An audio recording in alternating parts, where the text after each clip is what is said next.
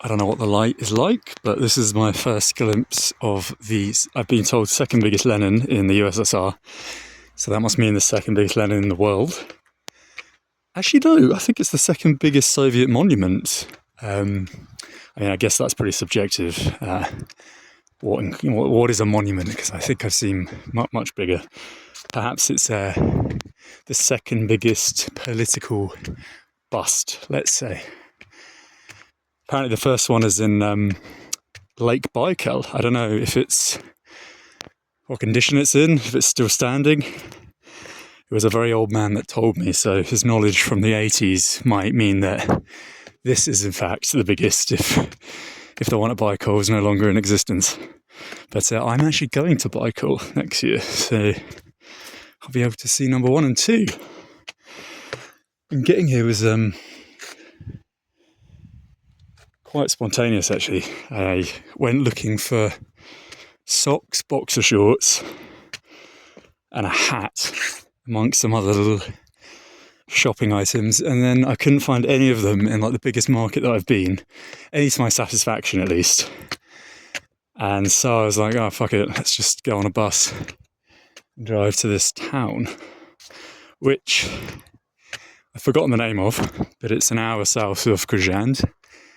And I'm staying in a place, I'm staying in a place I'm told has had its name changed as well, even though on Google Maps it still shows this Soviet tag.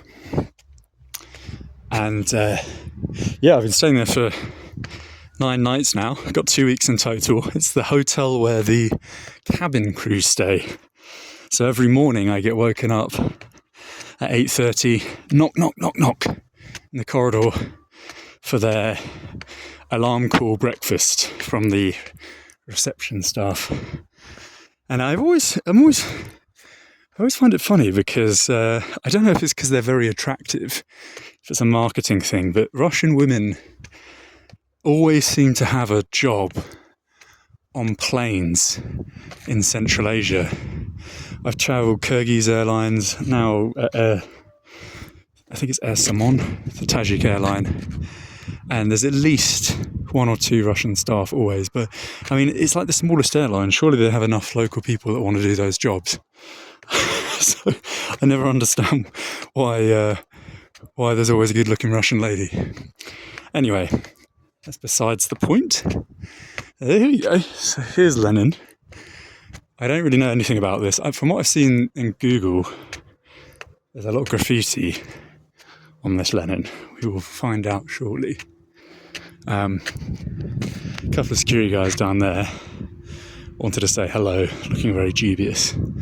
I thought they were going to charge me, and I think they might have been considering it, but when I'm asked where I'm from, I always say Poland, because it's associated in these countries with obviously the former USSR, so it's kind of like an ally state. And I look Polish as well, and Poland is a cheaper country, although actually now it's more expensive, but Poland in the eyes of people is a cheap country. Therefore I'm not going to get charged. Anyway, I will continue on shortly.